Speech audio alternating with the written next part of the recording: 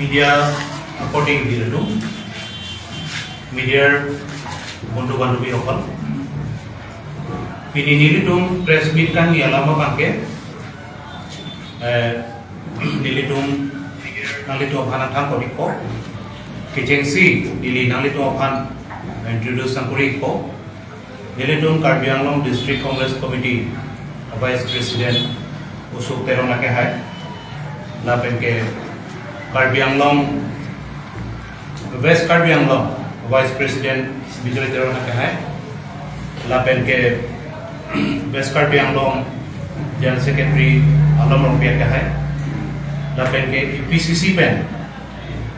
अंगचे तंगडून spokesperson Mohan Rongpi के है नीलिमेन Samson Ingti vice president Karbi Anglong district Congress committee लापेन के मीडिया आर्टिसियन chairman Nilitum press meet kan niji alam ke cengsi Nilitum Karbi Anglong pasi cengponi ko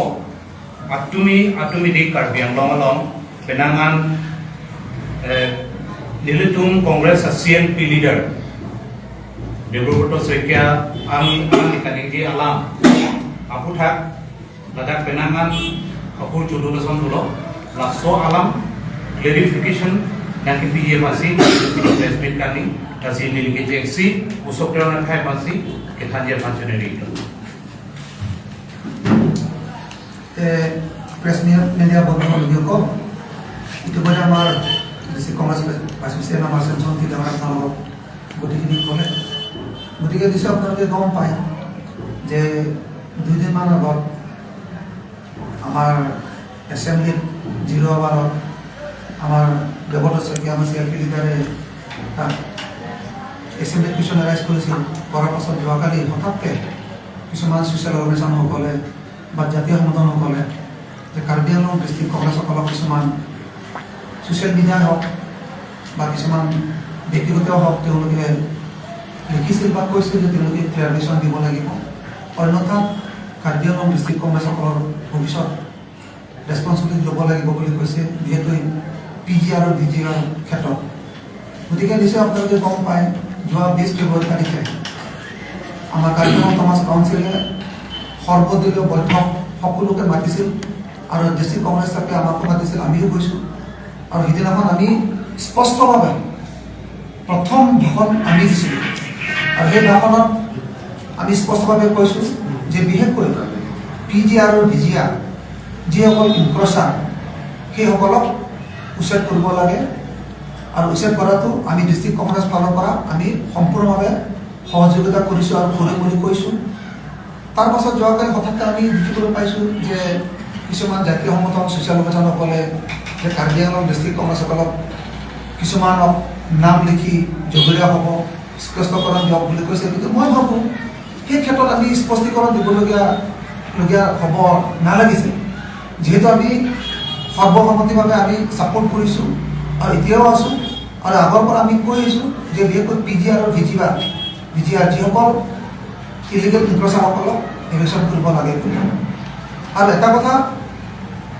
যে দেৱব্ৰত শইকীয়া আমাৰ CLP লিডাৰ তেখেতৰ ভাষণতহে তেওঁলোকে তাত উপোজ কৰিছে যে কাৰ্বি আংলঙত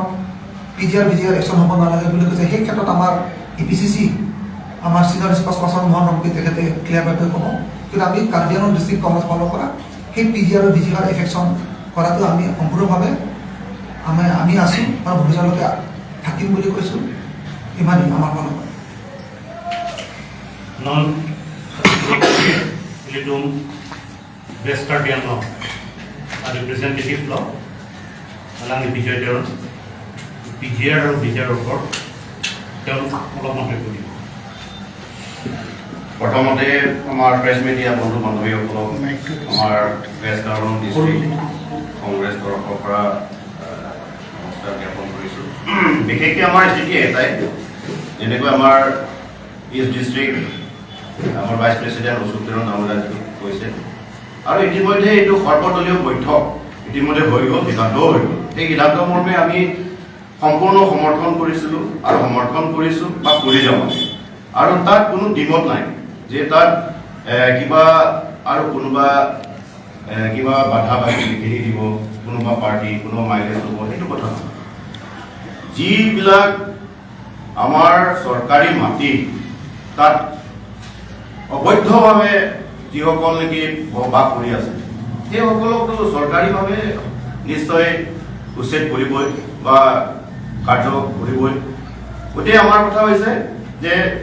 PGR আৰু BGR তাত সকলো জাতি বুলি নহয় বা ধৰ্ম বুলি নহয়, সেইবিলাক আনিব নালাগে। তাত যিসকলে অবৈধভাৱে বসবাস কৰি আছে